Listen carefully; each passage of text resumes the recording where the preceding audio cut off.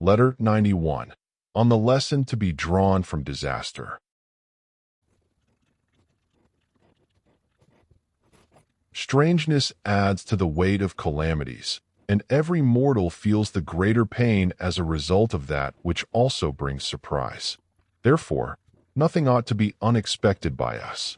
Our minds should be sent forward in advance to meet all problems, and we should consider not what is wont to happen, but what can happen.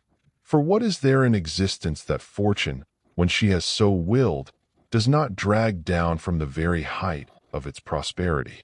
And what is there that she does not the more violently assail, the more brilliantly it shines? What is laborious or difficult for her?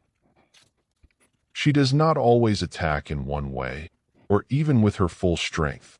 At one time she summons our own hands against us. At another time, content with her own powers, she makes use of no agent in devising perils for us. No time is exempt. In the midst of our very pleasures there spring up causes of suffering. War arises in the midst of peace, and that which we depended upon for protection is transformed into a cause of fear. Friend becomes enemy, ally becomes foeman. The summer calm is stirred into sudden storms, wilder than the storms of winter. With no foe in sight, we are victims of such fates as foes inflict, and if other causes of disaster fail, excessive good fortune finds them for itself. The most temperate are assailed by illness, the strongest by wasting disease, the most innocent by chastisement, the most secluded by the noisy mob. Chance chooses some new weapon by which to bring her strength to bear against us, thinking we have forgotten her. Whatever structure has been reared by a long sequence of years, at the cost of great toil and through the great kindness of the gods, is scattered and dispersed by a single day. Nay, he who has said a day has granted too long a postponement to swift coming misfortune. An hour, an instant of time, suffices for the overthrow of empires. It would be some consolation for the feebleness of ourselves and our works, if all things should perish as slowly as they come into being. But as it is, increases are of sluggish growth, but the way to ruin is rapid. Nothing, whether public or private, is stable. The destinies of men, no less than those of cities, are in a whirl. Amid the greatest calm terror arises, and though no external agencies stir up commotion, yet evils burst forth from sources whence they were least expected.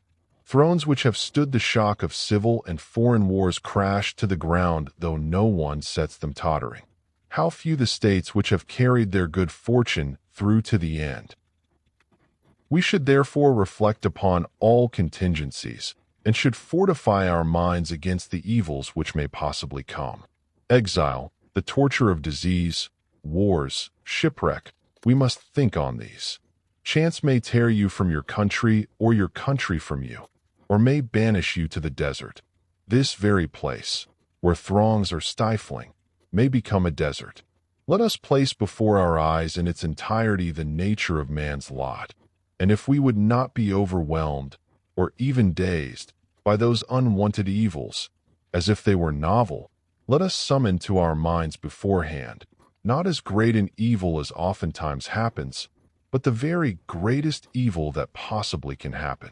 We must reflect upon fortune fully and completely. It would be tedious to recount all the ways by which fate may come, but this one thing I know, all the works of mortal man have been doomed to mortality, and in the midst of things which have been destined to die, we live. Therefore let the mind be disciplined to understand and to endure its own lot, and let it have the knowledge that there is nothing which fortune does not dare, that she has the same jurisdiction over empires as over emperors, the same power over cities as over the citizens who dwell therein. We must not cry out at any of these calamities.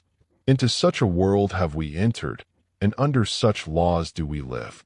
If you like it, obey. If not, depart whithersoever you wish. Cry out in anger if any unfair measures are taken with reference to you individually.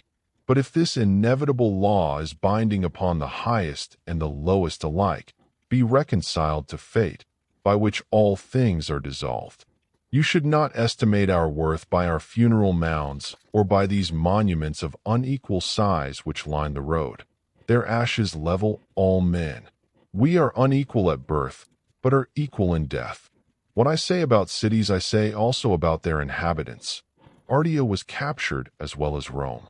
The great founder of human law has not made distinctions between us on the basis of high lineage or of illustrious names, except while we live. When, however, we come to the end which awaits mortals, he says, "Depart, ambition.